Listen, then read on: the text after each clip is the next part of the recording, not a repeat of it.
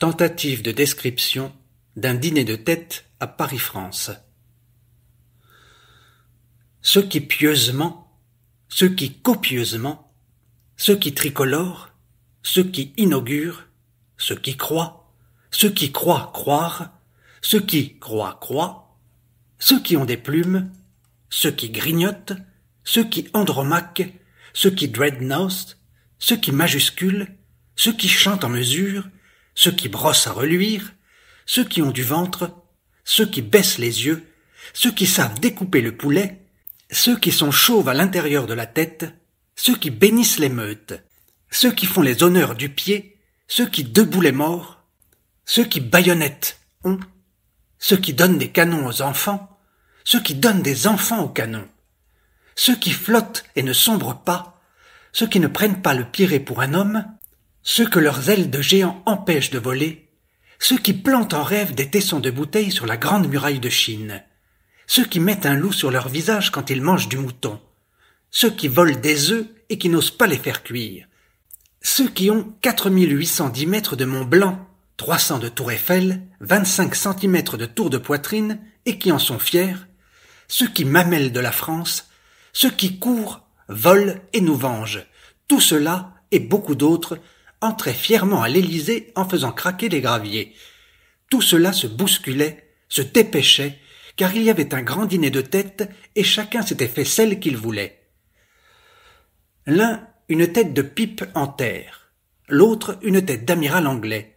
Il y en avait avec des têtes de boules puantes, des têtes de galifets, des têtes d'animaux malades de la tête, des têtes d'Auguste Comte, des têtes de Rouget de Lille, des têtes de Sainte-Thérèse, des têtes de fromage de tête, des têtes de pied, des têtes de Monseigneur et des têtes de crémier. Quelques-uns, pour faire rire le monde, portaient sur leurs épaules de charmants visages de veaux. Et ces visages étaient si beaux et si tristes, avec les petites herbes vertes dans le creux des oreilles, comme le goémon dans le creux des rochers, que personne ne les remarquait. Une mère à tête de morte montrait en riant sa fille à tête d'orpheline, au vieux diplomate, ami de la famille, qui s'était fait la tête de Soleilland. C'était véritablement, délicieusement charmant, et d'un goût si sûr que lorsqu'arriva le président avec une somptueuse tête d'œuf de Colomb, ce fut du délire. C'était simple, mais il fallait y penser, dit le président en dépliant sa serviette, et devant tant de malice et de simplicité, les invités ne peuvent maîtriser leur émotion. À travers des yeux cartonnés de crocodile, un gros industriel verse de véritables larmes de joie. Un plus petit mordille la table, de jolies femmes se frottent les seins très doucement, et l'amiral, emporté par son enthousiasme, boit sa flûte de champagne par le mauvais côté, croque le pied de la flûte et, l'intestin perforé, meurt debout, cramponné au bastingage de sa chaise en criant « Les enfants d'abord !» Étrange hasard, la femme du naufragé, sur les conseils de sa bonne, s'était le matin même confectionné une étonnante tête de veuve de guerre, avec les 2 grands plis d'amertume de chaque côté de la bouche, et les 2 petites poches de la douleur grises sous les yeux bleus. Dressée sur sa chaise, elle interpelle le président et réclame à grands cris l'allocation militaire et le droit de porter sur sa robe du soir le sextant du défunt en sautoir. Un peu calmée, elle laisse ensuite son regard de femme seule errer sur la table et, voyant parmi les hors-d'œuvre des filets de hareng, elle en prend machinalement en sanglotant, puis en reprend, pensant à l'amiral qui n'en mangeait pas si souvent de son vivant et qui pourtant les aimait tant. Stop! C'est le chef du protocole qui dit qu'il faut s'arrêter de manger, car le président va parler. Le président s'est levé. Il a brisé le sommet de sa coquille avec son couteau, pour avoir moins chaud, un tout petit peu moins chaud. Il parle et le silence est tel qu'on entend les mouches voler, et qu'on les entend si distinctement voler qu'on n'entend plus du tout le président parler. Et c'est bien regrettable, parce qu'il parle des mouches précisément, et de leur incontestable utilité dans tous les domaines, et dans le domaine colonial en particulier. Car sans les mouches, pas de chasse-mouches. Sans chasse-mouches, pas de dais d'Alger, pas de consul, pas d'affront à venger, pas d'Olivier, pas d'Algérie, pas de grandes chaleurs, messieurs. Et les grandes chaleurs, c'est la santé des voyageurs. D'ailleurs, Mais quand les mouches s'ennuient, elles meurent. Et toutes ces histoires d'autrefois, toutes ces statistiques les emplissant d'une profonde tristesse, elles commencent par lâcher une patte du plafond, puis l'autre, et tombent comme des mouches, dans les assiettes, sur les plastrons, mortes, comme le dit la chanson. La plus noble conquête de l'homme, c'est le cheval, dit le président. Et s'il n'en reste qu'un, je serai celui-là. C'est la fin du discours. Comme une orange abîmée lancée très fort contre un mur par un gamin mal élevé, la Marseillaise éclate, et tous les spectateurs éclaboussés par le verre de gris et les cuivres se dressent congestionnés, ivres d'histoire de France et de Pontet-Canet. Tous sont debout, sauf l'homme à tête de Rouget de Lille, qui croit que c'est arrivé et qui trouve qu'après tout ce n'est pas si mal exécuté. Et puis, peu à peu, la musique s'est calmée, et la mère à tête de morte en a profité pour pousser sa petite fille à tête d'orpheline du côté du président. Les fleurs à la main, l'enfant commence son compliment. « Monsieur le Président !» Mais l'émotion, la chaleur, les mouches, voilà qu'elles chancellent et qu'elles tombent le visage dans les fleurs, les dents serrées comme un sécateur. L'homme à tête de bandage hernière et l'homme à tête de phlegmon se précipitent, et la petite est enlevée, autopsiée et reniée par sa mère, qui, trouvant sur le carnet de bal de l'enfant des dessins obscènes comme on n'en voit pas souvent, n'ose penser que c'est le diplomate ami de la famille et dont dépend la situation du père qui s'est amusé si légèrement. Cachant le carnet dans sa robe, elle se pique le sein avec le petit crayon blanc et pousse un long hurlement.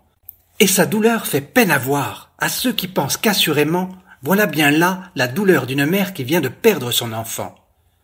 Fière d'être regardée, elle se laisse aller, elle se laisse écouter, elle gémit, elle chante. Où donc est-elle, ma petite fille chérie?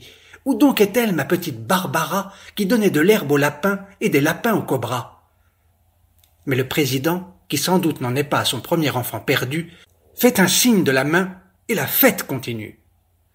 Et ceux qui étaient venus pour vendre du charbon et du blé vendent du charbon et du blé, et de grandes îles entourées d'eau de tous côtés, de grandes îles avec des arbres à pneus et des pianos métalliques bien stylés, pour qu'on n'entende pas trop les cris des indigènes autour des plantations quand les colons facétieux essaient après dîner leur carabine à répétition.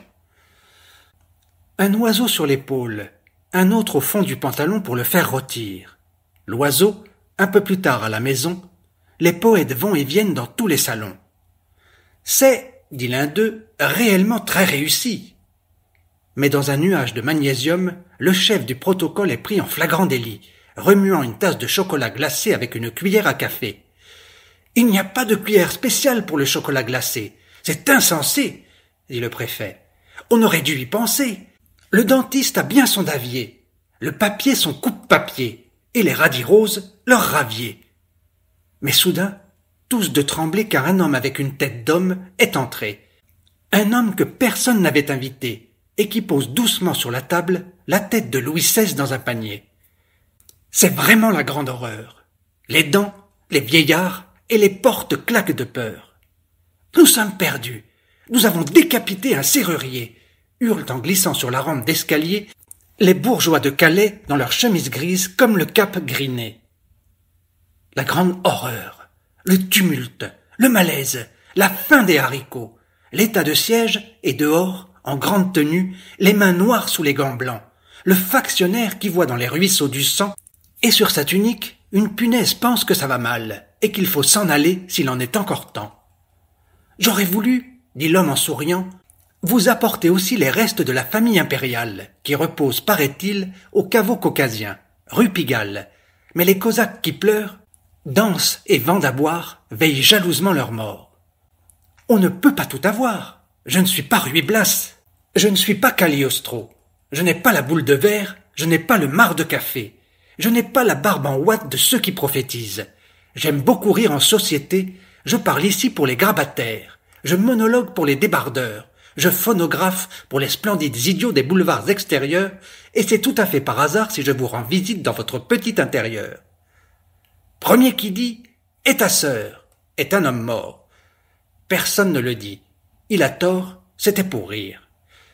Il faut bien rire un peu, et, si vous vouliez, je vous emmènerais visiter la ville, mais vous avez peur des voyages.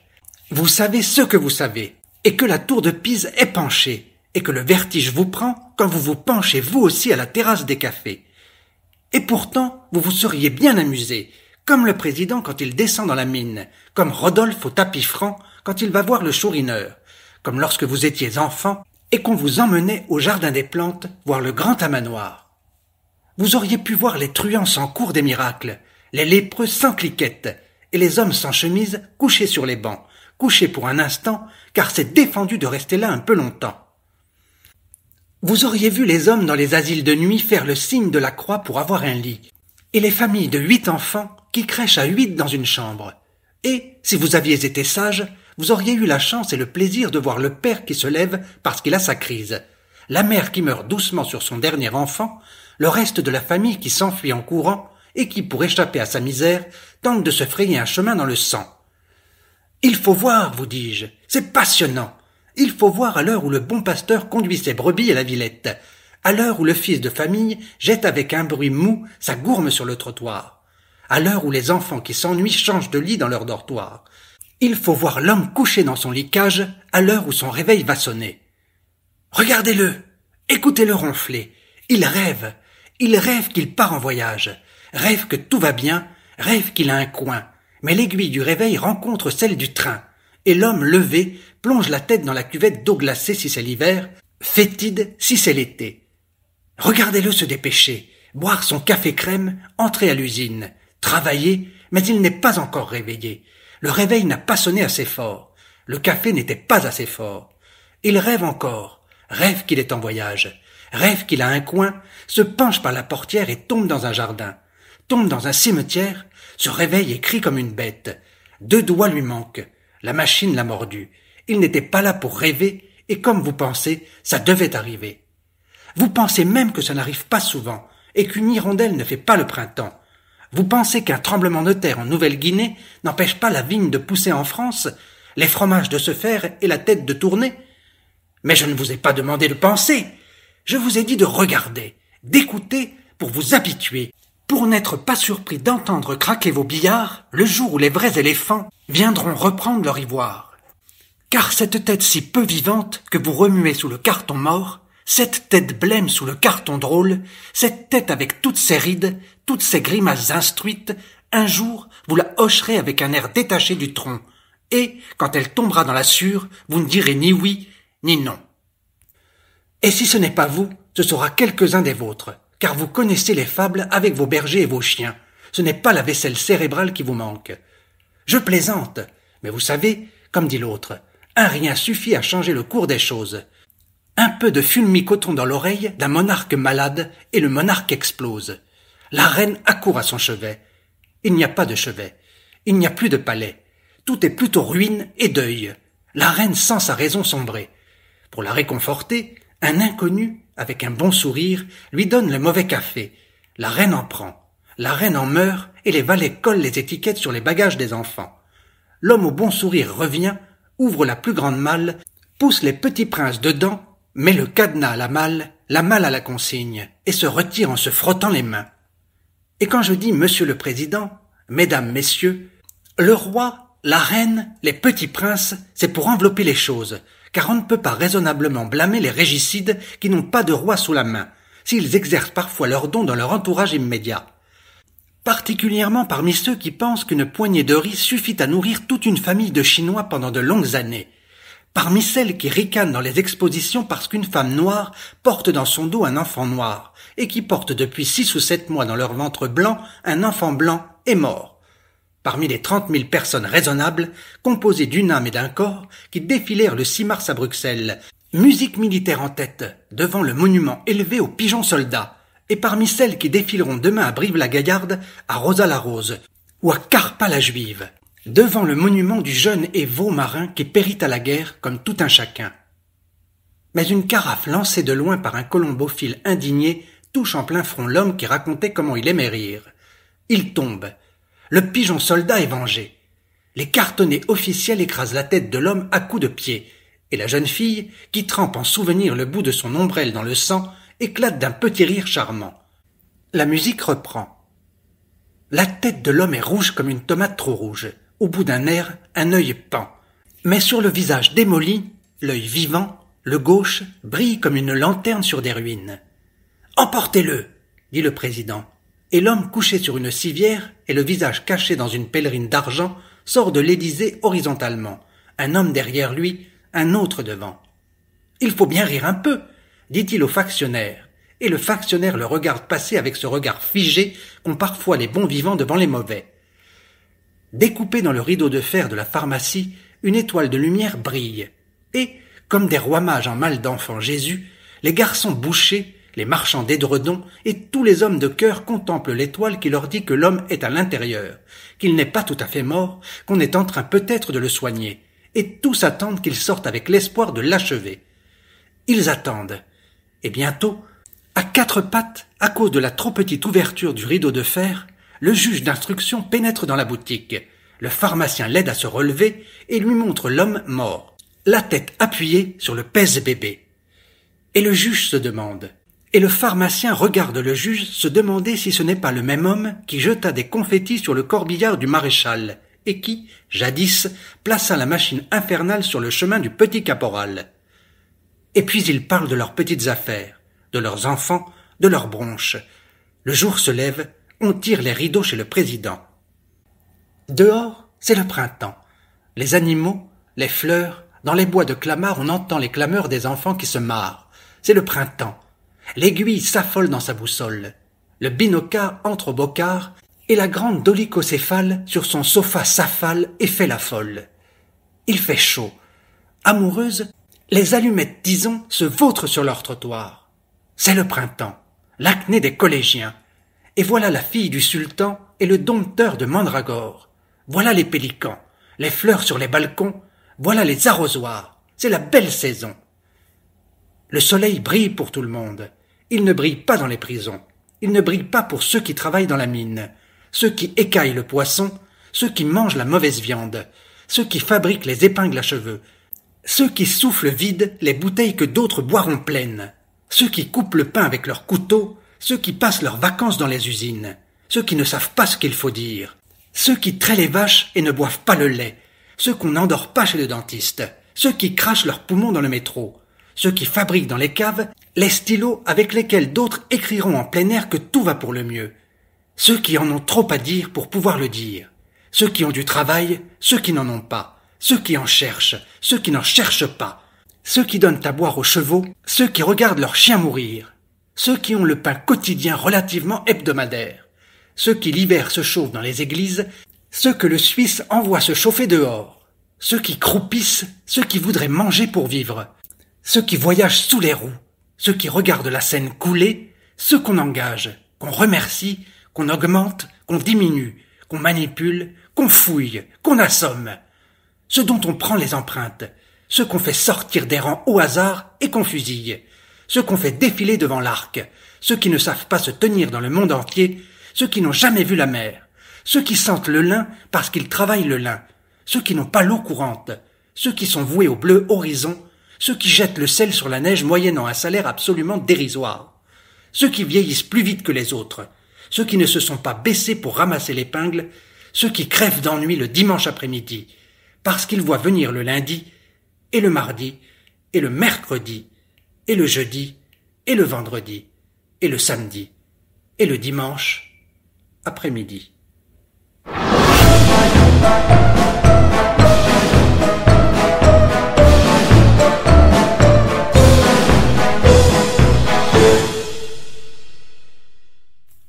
Au champ. Il y a, paraît-il, dans une roseraie, une rose qu'on appelle veuve inconsolable du regretté président Doumergue. C'est triste, c'est regrettable. Il y a, ou plutôt il y a eu, un homme qui a écrit ces mots.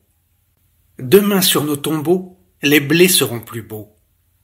C'est triste, c'est regrettable, parce que le blé ne pousse pas précisément sur les tombeaux des hommes qui sont tombés pour que monte ou descende le cours du blé, ou même le cours de la pensée, du charbon ou des fleurs.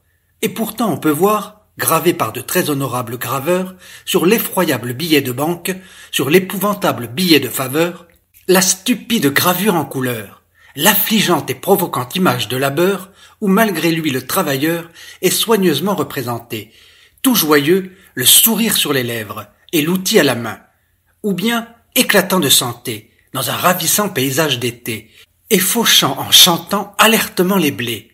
Mais on ne voit jamais l'image simple et vraie, le travailleur en sueur est fauché comme les blés. C'est triste, c'est regrettable.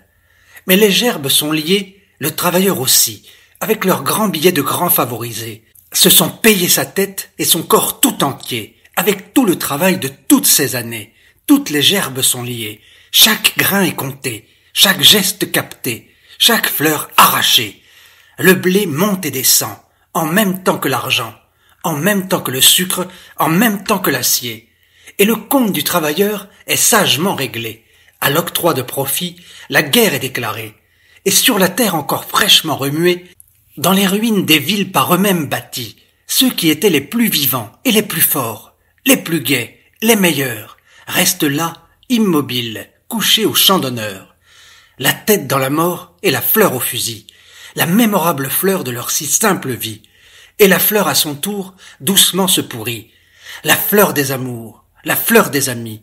Et sur ce champ d'honneur et de profit, un peu plus tard, sur ce champ d'honneur soigneusement nivelé, toute seule, la fleur artificielle, la rose invraisemblable, la fleur à faire vomir, la fleur à faire hurler, la veuve inconsolable du président Intel. Blême et rose chou-fleur atrocement greffés, ignoble végétal stupidement simulé, encore une fois, de force, et avec le concours assuré de la musique militaire, est accroché, épinglé, rivé à la boutonnière de la terre abîmée, de la terre solitaire, de la terre saccagée, bafouée et désolée, désespérée, endimanchée.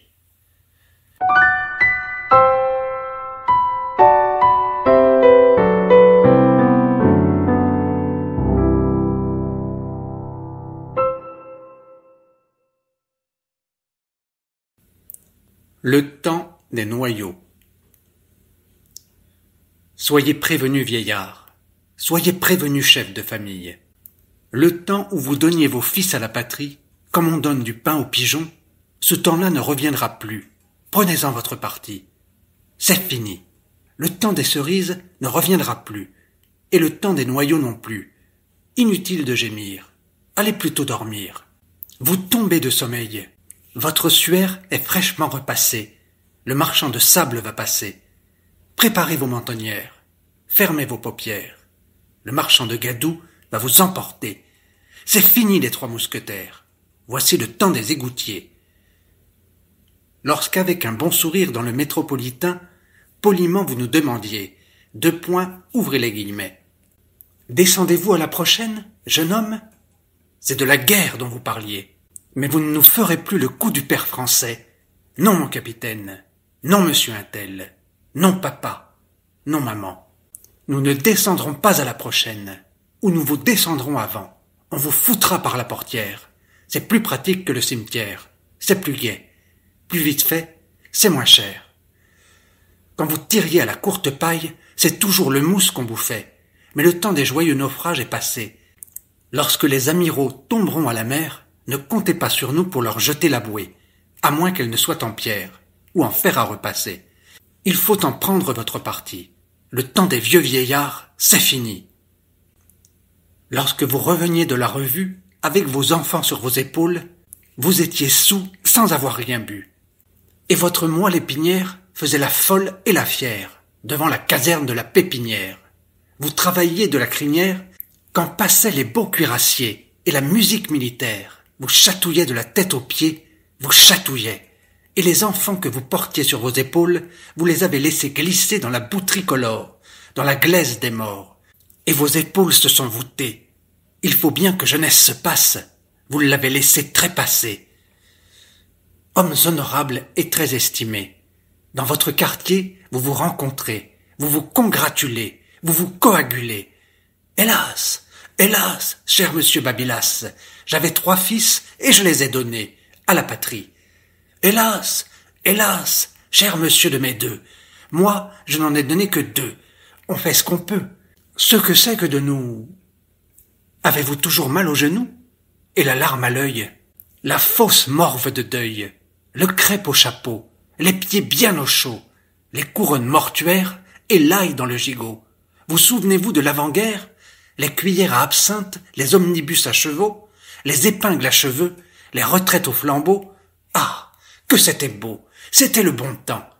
Bouclez-la, vieillard. Cessez de remuer votre langue morte entre vos dents de faux ivoire. Le temps des omnibus à cheveux, le temps des épingles à chevaux, ce temps-là ne reviendra plus. À droite par 4, rassemblez vos vieux os. Le panier à salade, le corbillard des riches est avancé. Fils de Saint-Louis, montez au ciel. La séance est terminée. Tout ce joli monde se retrouvera là-haut, près du bon Dieu des flics, dans la cour du grand dépôt. En arrière, grand-père. En arrière, père et mère. En arrière, grand-père. En arrière, vieux militaire. En arrière, les vieux aumôniers. En arrière, les vieilles aumônières. La séance est terminée. Maintenant, pour les enfants, le spectacle va commencer.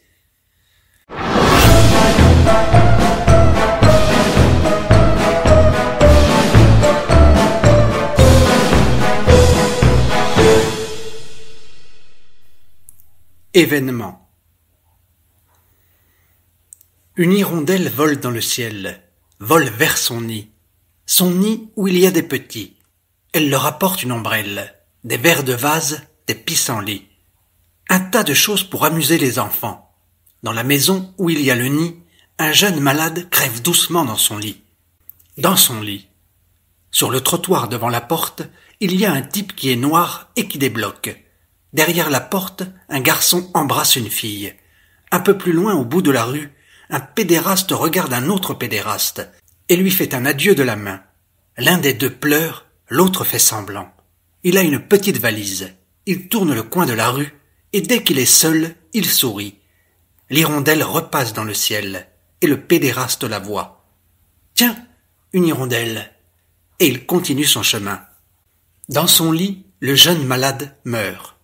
L'hirondelle passe devant la fenêtre, regarde à travers le carreau.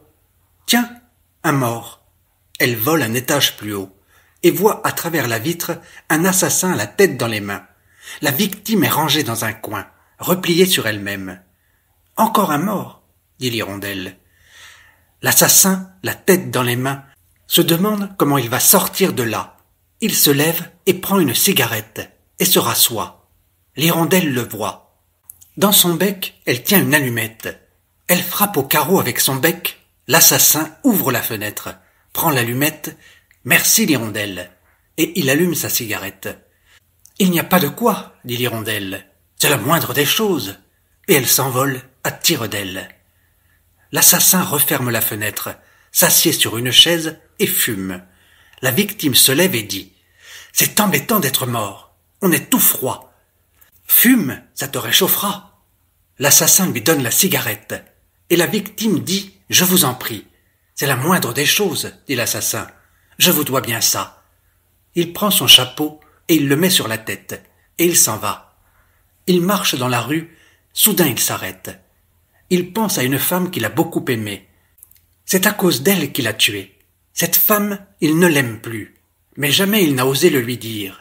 Il ne veut pas lui faire de la peine. De temps en temps, il tue quelqu'un pour elle. Ça lui fait tellement plaisir, à cette femme. Lui, il mourrait plutôt que de la faire souffrir. Il s'en fout de souffrir, l'assassin. Mais quand c'est les autres qui souffrent, il devient fou. Sonné, cinglé, hors de lui. Il fait n'importe quoi, n'importe où, n'importe quand. Et puis après, il fout le camp. Chacun son métier.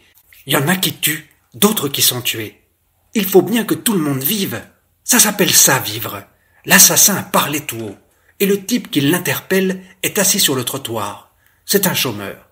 Il reste là du matin au soir, assis sur le trottoir. Il attend que ça change. « Tu sais d'où je viens ?» lui dit l'assassin. L'autre secoue la tête. « Je viens de tuer quelqu'un. »« Il faut bien que tout le monde meure, » répond le chômeur. Et soudain, à brûle-pourpoint, « Avez-vous des nouvelles ?»« Des nouvelles de quoi ?»« Des nouvelles du monde. Des nouvelles du monde. Il paraît qu'il va changer. La vie va devenir très belle. Tous les jours on pourra manger. Il y aura beaucoup de soleil. Tous les hommes seront grandeur naturelle. et personne ne sera humilié. Mais voilà l'hirondelle qui revient. L'assassin s'en va. Le chômeur reste là, et il se tait. Il écoute les bruits. Il entend des pas, et il les compte, pour passer le temps machinalement. 1, 2, 3, 4, 5, etc., etc., jusqu'à 100, plusieurs fois. C'est un homme qui fait les 100 pas, au rez-de-chaussée, dans une chambre remplie de paperasses. Il a une grosse tête de penseur, des lunettes en écaille, une grosse tête de roseau bien pensant. Il fait les 100 pas et il cherche. Il cherche quelque chose qui le fera devenir quelqu'un. Et quand on frappe à la porte, il dit « Je n'y suis pour personne !» Il cherche quelque chose qui le fera devenir quelqu'un. Le monde entier pourrait bien frapper à sa porte, le monde entier pourrait bien se rouler sur le paillasson, et gémir, et pleurer, et supplier, demander à boire ou à manger, qu'il n'ouvrirait pas. Il cherche la fameuse machine à peser les balances. Lorsqu'il l'aura trouvée, la fameuse machine à peser les balances, il sera l'homme le plus célèbre de son pays, le roi des poids et mesures de la France. Et en lui-même, il pousse de petits cris. « Vive papa! Vive moi! Vive la France !» Soudain, il se cogne l'orteil contre le pied du lit. C'est dur le pied d'un lit, plus dur que le pied d'un génie. Et voilà le roseau pensant sur le tapis, berçant son pauvre pied endolori. Dehors, le chômeur hoche la tête, sa pauvre tête bercée par l'insomnie. Près de lui, un taxi s'arrête. Des êtres humains descendent, ils sont en deuil, en larmes et sur leur 31. L'un d'eux paie le chauffeur s'en va, avec son taxi. Un autre humain l'appelle, donne une adresse et monte. Le taxi repart 25 rue de Châteaudun. Le chauffeur a l'adresse dans la mémoire. Il la garde juste le temps qu'il faut. Mais c'est tout de même un drôle de boulot. Et quand il a la fièvre, quand il est noir, quand il est couché le soir, des milliers et des milliers d'adresses arrivent à toute vitesse et se bagarrent dans sa mémoire. Il a la tête comme un bottin, comme un plan. Alors, il prend cette tête entre ses mains avec le même geste que l'assassin. Et il se plaint tout doucement. 222 rue de Vaugirard, 33 rue de Ménilmontant, Grand Palais, Gare Saint-Lazare, rue des Derniers des Mohicans. C'est fou ce que l'homme invente, pour abîmer l'homme, et comme tout ça se passe tranquillement.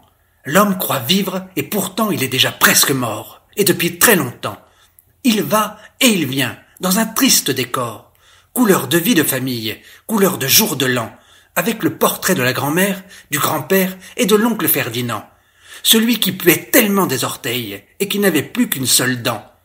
L'homme se balade dans un cimetière, et promène en laisse son ennui. Il n'ose rien dire, il n'ose rien faire, il a hâte que ça soit fini. Aussi, quand arrive la guerre, il est fin prêt pour être crony. Et celui qu'on assassine, une fois sa terreur passée, il fait ouf et dit « Je vous remercie, me voilà bien débarrassé ». Ainsi l'assassiné roule sur soi-même, et se baignant dans son sang, il est très calme, et ça fait plaisir à voir.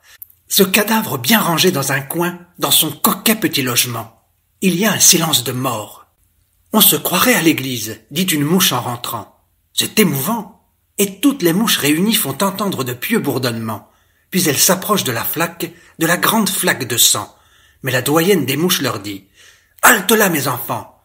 Remercions le bon Dieu des mouches de ce festin improvisé. » Et sans une fausse note, toutes les mouches entonnent le bénédicité. L'hirondelle passe et fronce les sourcils. Elle a horreur de ces simagrées. Les mouches sont pieuses. L'hirondelle est athée. Elle est vivante. Elle est belle. Elle vole vite. Il y a un bon Dieu pour les mouches. Un bon Dieu pour les mythes. Pour les hirondelles, il n'y a pas de bon Dieu. Elles n'en ont pas besoin. L'hirondelle continue son chemin et voit, à travers les brises-bises d'une autre fenêtre, autour du jeune mort toute la famille assise. Elle est arrivée en taxi, en larmes, en deuil et sur son 31. Elle veille le mort. Elle reste là. Si la famille ne restait pas là, le mort s'enfuirait peut-être, ou bien peut-être qu'une autre famille viendrait et le prendrait. Quand on a un mort, on y tient, et quand on n'en a pas, on en voudrait bien un. Les gens sont tellement mesquins. N'est-ce pas, oncle Gratien? À qui le dites-vous? Les gens sont jaloux. Ils nous prendraient notre mort à nous, Ils pleureraient à notre place. C'est ça qui serait déplacé. Et chacun dans l'armoire à glace, chacun se regarde pleurer. Un chômeur, assis sur le trottoir, un taxi sur un boulevard, un mort. Un autre mort, un assassin, un arrosoir, une hirondelle qui va et vient, dans le ciel couleur de ciel. Un gros nuage éclate enfin. La grêle, des grêlons gros comme le poing. Tout le monde respire. Oh! Il ne faut pas se laisser abattre. Il faut se soutenir, manger. Les mouches lapent. Les petits de l'hirondelle mangent le pissenlit. La famille, la mortadelle. L'assassin, une botte de radis. Le chauffeur de taxi au rendez-vous des chauffeurs, rue de Tolbiac, mange une escalope de cheval. Tout le monde mange sauf les morts. Tout le monde mange. Les pédérastes, les hirondelles, les girafes, les colonels. Tout le monde mange. Sauf le chômeur. Le chômeur qui ne mange pas parce qu'il n'a rien à manger. Il est assis sur le trottoir, il est très fatigué. Depuis le temps qu'il attend que ça change, il commence à en avoir assez. Soudain, il se lève. Soudain, il s'en va, à la recherche des autres. Des autres qui ne mangent pas parce qu'ils n'ont rien à manger. Des autres tellement fatigués. Des autres assis sur les trottoirs et qui attendent que ça change et qui en ont assez, et qui s'en vont à la recherche des autres. Tous les autres tellement fatigués d'attendre, fatigués. Regardez, dit l'hirondelle à ses petits, ils sont des milliers, et les petits passent la tête hors du nid, et regardent les hommes marcher. S'ils restent bien unis ensemble, ils mangeront, dit l'hirondelle, mais s'ils se séparent, ils crèveront. Restez ensemble, hommes pauvres, restez unis, crient les petits de l'hirondelle. Restez ensemble, hommes pauvres, restez unis, crient les petits. Quelques hommes les entendent, saluent du poing et sourient.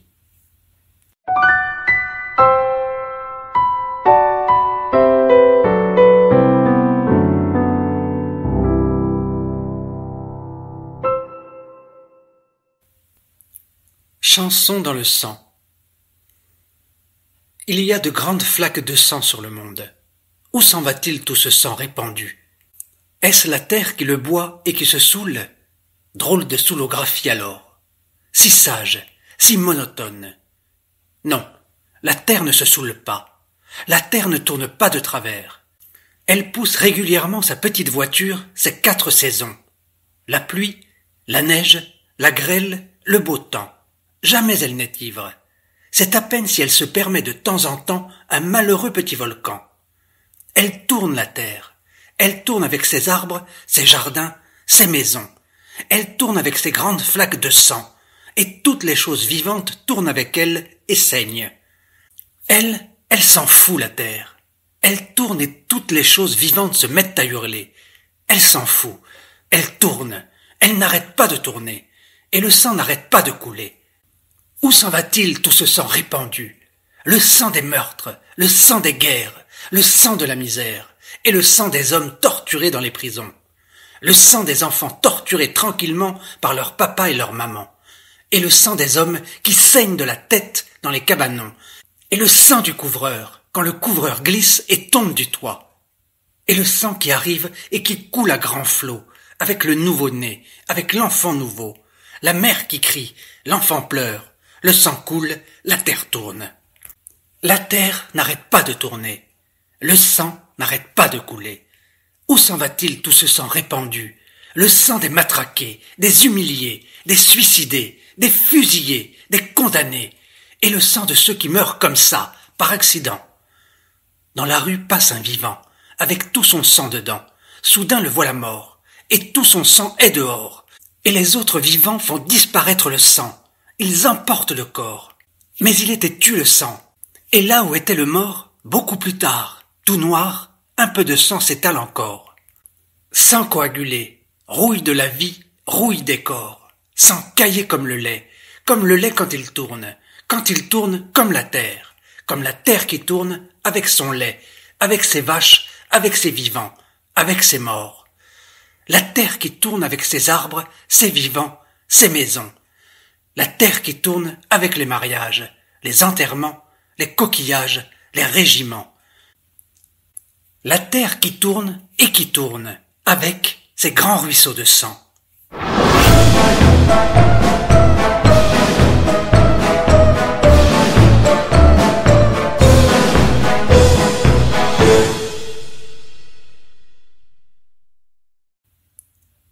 La lessive. Oh, la terrible et surprenante odeur de viande qui meurt.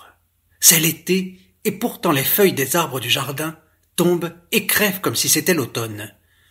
Cette odeur vient du pavillon où demeure monsieur Edmond, chef de famille, chef de bureau. C'est le jour de la lessive, et c'est l'odeur de la famille. Et le chef de famille, chef de bureau, dans son pavillon de chef-lieu de canton, va et vient autour du baquet familial, et répète sa formule favorite. Il faut laver son linge sale en famille. Et toute la famille glousse d'horreur, de honte, frémit et brosse et frotte et brosse. Le chat voudrait bien s'en aller. Tout cela lui lève le cœur. Le cœur du petit chat de la maison, mais la porte est cadenassée. Alors, le pauvre petit chat dégueule. Le pauvre petit morceau de cœur que la veille il avait mangé. De vieux portefeuilles flottent dans l'eau du baquet. Et puis des scapulaires, des suspensoires, des bonnets de nuit, des bonnets de police, des polices d'assurance, des livrets de compte, des lettres d'amour où il est question d'argent, des lettres anonymes où il est question d'amour, une rosette de la Légion d'honneur, de vieux morceaux de coton à l'oreille, des rubans, une soutane, un caleçon de vaudeville, une robe de mariée, une feuille de vigne, une blouse d'infirmière, un corset d'officier de hussard, des langes, une culotte de plâtre, une culotte de peau, soudain de longs sanglots. Et le petit chat met ses pattes sur ses oreilles pour ne pas entendre ce bruit parce qu'il aime la fille et que c'est elle qui crie. C'est à elle qu'on en voulait. C'est la jeune fille de la maison. Elle est nue, elle crie, elle pleure. Et d'un coup de brosse à chien-dent sur la tête, le père la rappelle à la raison. Elle a une tache, la jeune fille de la maison, et toute la famille la plonge et la replonge. Elle saigne, elle hurle, mais elle ne veut pas dire le nom. Et le père hurle aussi. Que tout ceci ne sorte pas d'ici, que tout ceci reste entre nous, dit la mère. Et les fils, les cousins, les moustiques crient aussi. Et le perroquet sur son perchoir répète aussi. Que tout ceci ne sorte pas d'ici. Honneur de la famille, honneur du père, honneur du fils, honneur du perroquet Saint-Esprit. Elle est enceinte, la jeune fille de la maison. Il ne faut pas que le nouveau-né sorte d'ici. On ne connaît pas le nom du père. Au nom du père et du fils, au nom du perroquet déjà nommé Saint-Esprit. Que tout ceci ne sorte pas d'ici. Avec sur le visage une expression surnaturelle. La vieille grand-mère, assise sur le rebord du baquet, tresse une couronne d'immortelles artificielles pour l'enfant naturel. Et la fille est piétinée. La famille pieds nus piétine, piétine et piétine. C'est la vendange de la famille, la vendange de l'honneur. La jeune fille de la maison crève dans le fond. À la surface, des globules de savon éclatent, des globules blancs, globules blêmes, couleur d'enfant de Marie. Et sur un morceau de savon, un morpion se sauve avec ses petits. L'horloge sonne 1h30, et le chef de famille et de bureau met son couvre-chef sur son chef, et s'en va. Traverse la place du chef-lieu de canton, et rend le salut à son sous-chef, qui le salue. Les pieds du chef de famille sont rouges, mais les chaussures sont bien cirées. Il vaut mieux faire envie que pitié. Jacques Prévert.